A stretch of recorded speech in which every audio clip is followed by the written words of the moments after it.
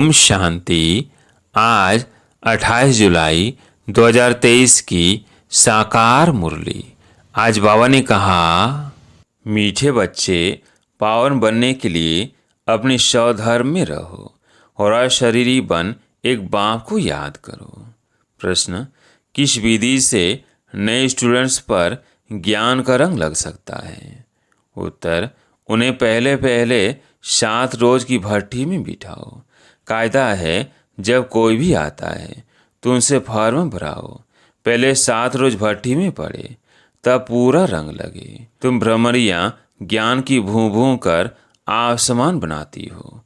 तुम जानती हो अभी देवता धर्म की सैंपलिंग लग रही है। जो इस घराने की आत्माएं होंगी वो महारोगी से निरोगी बनने के पुरुषार्थ में लग जाएगी। गीत है, महफिल में जल उठी क्षमा। ओम शांति। बच्चों को ओम शांति का अर्थ समझाया हुआ है। ओम अर्थात अहम। अहम कौन? आत्मा और मेरा शरीर कर्मेंद्रियाँ। आत्मा का स्वधर्म है ही साइलेंस है। आत्मा किसकी संतान है? कहेंगे परमपिता परमात्मा की। वो अभी साइलेंस है। आत्माएं साइलेंस वर्ल्ड शांति धाम में रहती है, फिर पाड़ बजाने टॉकी वर्ल्ड में आती है। अब बेहद का बाप कहते हैं, हे बच्चे अपने स्वधर्म में रहो, अशरीरी होकर बैठो, बाप को याद करो। उस बाप को क्षमा भी कहते हैं। अब यह महफिल पतित मनुष्यों की। इस समय यह पतित दुनिया है, मनुष्य मात्र पतित है। समझाया गया है, सतयुग में भारत पावन था। गृहस्थ धर्म कहा जाता है, जिसको सुखधाम कहते हैं। भारत पावन था, अभी पतित है, दुखधाम है। यह चक्र फिरता रहता है। अभी यह कल्याणकारी संगम युग, जबकि पतित मनुष्य सृष्टि पर बाप को आना पड़ता है। पतित मनुष्य सृष्टि को पावन बनाने, पुरानी दुनिया से नई दुनिया बाप रास्ता ही बनाते हैं, जिसको परम पिता परमात्मा कहा जाता है। सब भक्तों का भगवान एक है। तो बाप कहते हैं, मुझे भी पति दुनिया पति शरीर में आना पड़ता है। परम धाम से एक ही बार आता हूँ, भारत को पावन दैवी राज्य बनाने। इस वर्ल्ड की हिस्ट्री ज्योग्राफी को कोई नहीं जानते, क्योंकि सब नास्तिक हैं। एक भी आस्तिक मनुष्य नहीं। बाप को न जाने के कारण निधन के बन पड़े हैं। आपस में लड़ते झगड़ते रहते हैं। घर घर में कितनी अशांति है। सतयुग आदि में वन ऑल माइटी ऑथोरिटी देवी देवता राज्य था, सुख धाम था। फिर दुखधाम कैसे बना, यह कोई नहीं जानते। ज्ञान है ब्रह्मा का दिन, भक्ति है ब्रह्मा की रात। सन्यासी लोग कहते हैं ज्ञान, भक्ति और वैराग्य। अब वो तो घर बार छोड़ जंगलों में चले जाते हैं। वैराग्य आ जाता है, वह है रजोगुणी संन्यास। यह है शतो प्रधान संन्यास। इस पाप आत्माओं की दुनिया में एक भी पुण्यात्मा नहीं। तो यह खेल सारा भारत पर है। भारत सोने की चिड़िया था। भारत में सोना और हीरे बहुत अथाह थे। सोने के महल बनते थे और हीरे जवाहरों की जड़त होती थी। अभी तो भारत कौड़ी जैसा बना हुआ है, फिर उनको हीरे जैसा बाप भी बनाते हैं। तुम जानते हो, हम मनुष्य देवता बन रहे हैं। अभी वो बाप पतितों की महफिल में आए हैं। मनुष्य समझते हैं पतित पावनी गंगा है, स्नान करने जाते हैं, फिर भी कोई पाप आत्मा से पुण्यात्मा नहीं बनते। फिर साल बाय साल जाकर गंगा स्नान करते हैं। इस समय कोई पावन नहीं है। जब तक पावन बनाने वाला बाप ना आए, तब तक पावन बन न सके। पावन बनाते हैं गीता का भगवान। वह भगवान तो सभी आत्माओं का बाप एक ही है। ऐसे नहीं कि सब भक्त भगवान है, वो सर्वव्यापी भगवान है। यह तो भगवान की गलानी करते हैं। इसलिए यदा यदा ही धर्मस्य, ये भारत के लिए गाया हुआ है। जो बाप आकर भारत को हीरे जैसा बनाते हैं, उनकी कितनी निंदा करते हैं। ऋषि मुनि फिर कहते आए, रास्ता और रचना बेअंत है, अथवा नेति नेति है, हम नहीं जानते हैं। और आजकल के मनुष्य फिर कह देते सर्वव्यापी है। बाप कहते हैं ऐसे जब बन जाते हैं तब मैं आकर पाप आत्मा से पुण्य आत्मा देवता बनाता हूँ। शव का सदगति दाता है ही एक, वही आकर पति से पावन बनाए लायक बनाते हैं, बच्चों को वर्षा देते हैं। लौकिक बाप से मिला है अल्पकाल का वर्षा।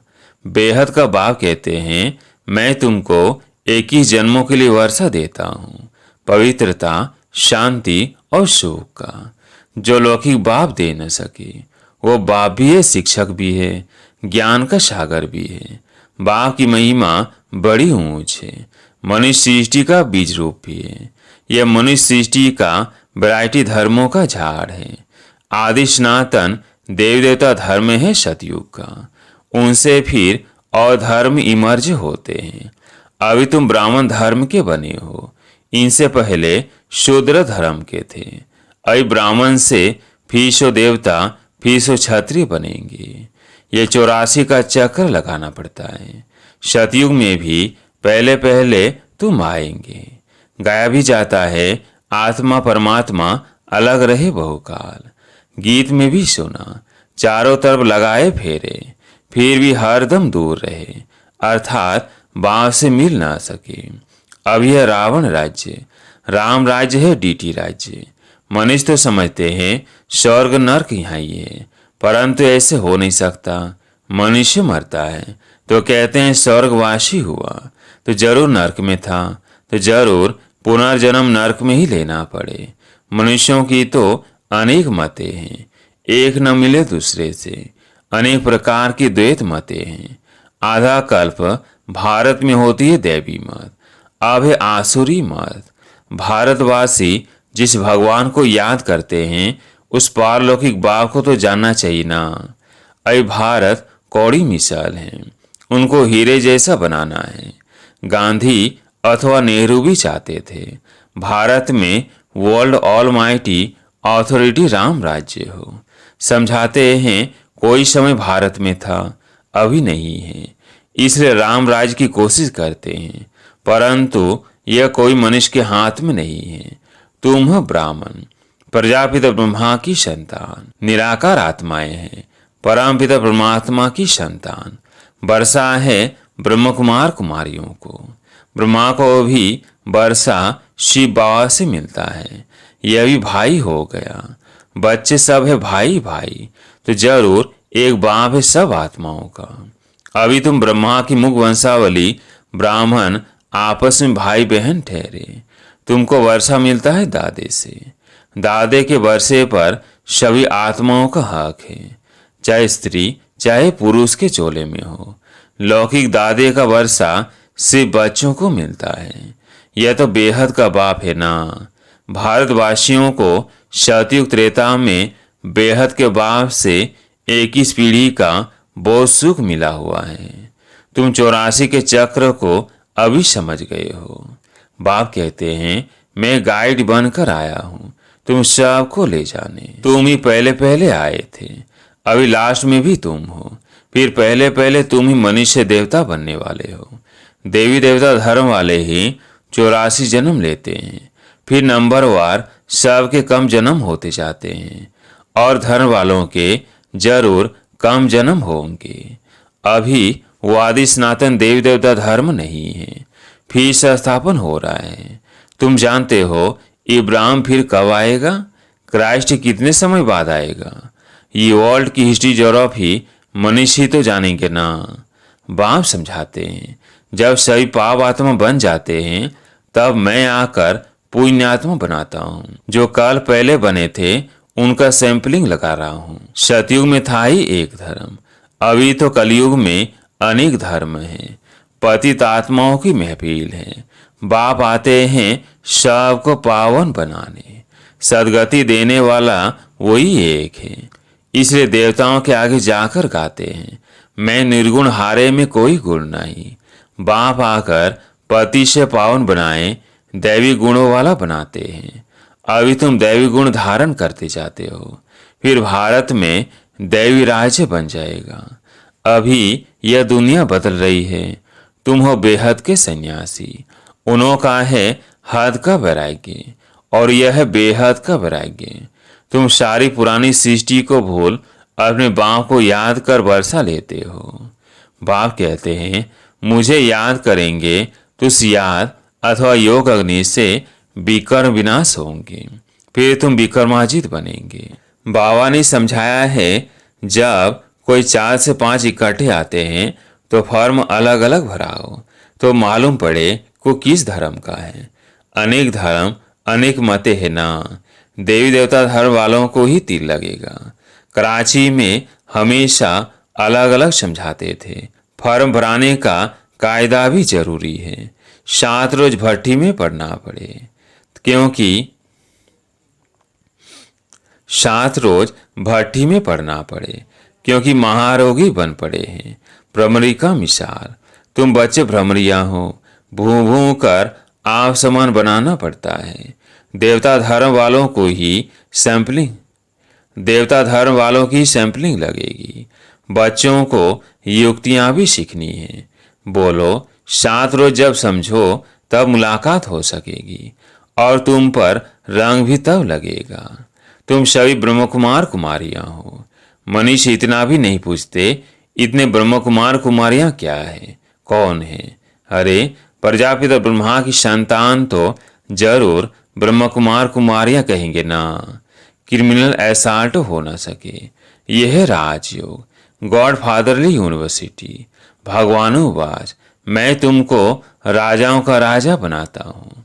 अच्छा, मीठे मीठे सिकिलधे बच्चों प्रति माता पिता बाप दादा का याद प्यार और गुड मॉर्निंग। रूहानी बाप की रूहानी बच्चों को नमस्ते। हम रूहानी बच्चों की रूहानी बाप दादा को याद प्यार गुड मॉर्निंग नमस्ते नमस्ते। धारणा के लिए मुख्य सार। पहला पॉइंट, विक्रमाजित बनने के लिए सारी पुरानी दुनिया से बेहद का वैराग्य कर इसे भूल एक बाप की याद में रहना है। दूसरा पॉइंट, भ्रमरी मिसल ज्ञान रंग लगाने की सेवा करनी है। युक्ति से महारोगियों को निरोगी, नास्तिक को आस्तिक बनाना है। आज प्यारे मीठे बाबा का वरदान, सदा साक्षी स्थिति में स्थित रह, निर्लेप अवस्था का अनुभव करने वाले सहज योगी भव। सदा साक्षी स्थिति में स्थित रह, निर्लेप अवस्था का अनुभव करने वाले सहज योगी भव। जो देह के संबंध और देश साक्षी अर्थात न्यारे हैं वो इस पुरानी दुनिया से भी साक्षी हो जाते हैं। वो इस संपर्क में आते हुए देखते हुए भी सदा न्यारे और प्यारे रहते हैं। ये स्टेज ही सहज योगी का अनुभव कराती है। इसी को कहते हैं साथ में रहते हुए भी निर्लेप आत्मा। निर्लेप नहीं है लेकिन आत्म अभिमानी स्टेज निर्लेप नहीं है, लेकिन आत्म अभिमानी स्टेज निर्लेप अर्थात माया के लेप व आकर्षण से परे है। इस अवस्था में रहने वाले माया के वास से बच जाते हैं। स्लोगन, शुभ भावना और शुभ कामना द्वारा सूक्ष्म सेवा करने वाले ही महान आत्मा है। शुभ भावना और शुभ कामना द्वारा सूक्ष्म सेवा करने वाले ही महान आत्मा है। अब सुनते हैं माते शिव जी के अनमोल महावाक्य। हेडलाइन है, परमात्मा एक है, बाकी सर्व मनुष्य आत्माएं हैं। मम्मा ने कहा, अब यह तो सारी दुनिया जानती है कि परमात्मा एक है, वह सर्वशक्तिमान है, जानी जाननहार है। ऐसे तो सारी दुनिया खुद भी कहती है हम परमात्मा की संतान हैं। परमात्मा एक है, बल कोई धर्म वाला हो वो भी परमात्मा को ही मानते हैं। वो भी अपने को परमात्मा द्वारा भेजा हुआ संदेश वाहक समझते हैं। ऐसे ही संदेश लेकर अपने अपने धर्म की स्थापना करते हैं। जैसे गुरु नानक ने भी परमात्मा की इतनी बड़ाई की। एक ओम का सत नाम। एक ओमकार का अर्थ है परमात्मा एक है। सत नाम अर्थात उसका नाम सत्य है। तो गोया परमात्मा नाम रूप वाला भी है, अविनाशी है, अकाल मूर्त भी है, तो फिर कर्ता पुरुष भी है। माना वो खुद अकर्ता होते हुए भी कैसे ब्रह्मा तन द्वारा कर्ता अर्थात पुरुष भी बनता है। अब ये सारी महिमा एक परमात्मा की है। अब मनुष्य इतना समझते हुए फिर भी कहते हैं ईश्वर सर्वत्र है, अमात्मा सो परमात्मा है। अगर सही परमात्मा ठहरे फिर एको ओमकार, यह महिमा किस परमात्मा की करते हैं? यही सबूत है कि परमात्मा एक है। दूसरा हेडलाइन, डायरेक्ट ईश्वरीय ज्ञान से सफलता। मम्मा ने कहा यह जो अपने को अविनाशी ज्ञान मिल रहा है वो डायरेक्ट ज्ञान सागर परमात्मा द्वारा मिल रहा है।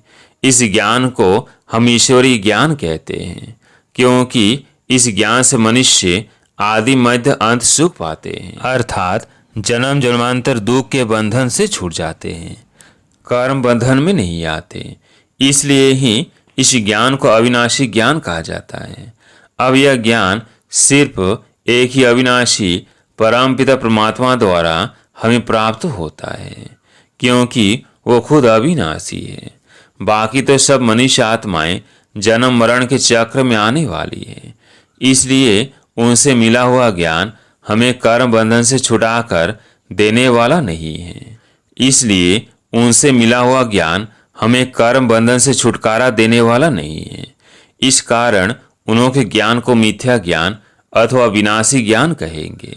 लेकिन यह देवताएं सदा अमर है क्योंकि इन्होंने अविनाशी परमात्मा द्वारा यह अविनाशी ज्ञान प्राप्त किया है। तो इससे साबित है कि परमात्मा भी एक है तो उसका ज्ञान भी एक है। इस ज्ञान में दो मुख्य बातें बुद्धि में रखनी है। एक तो इसमें विकारी कलयुग संगदोष से दूर होना है और दूसरी बात मलेच्छ खान पान आदि की परहेज रखनी है। इस परहेज रखने से ही जीवन सफल होती है। अच्छा, ओम शांति।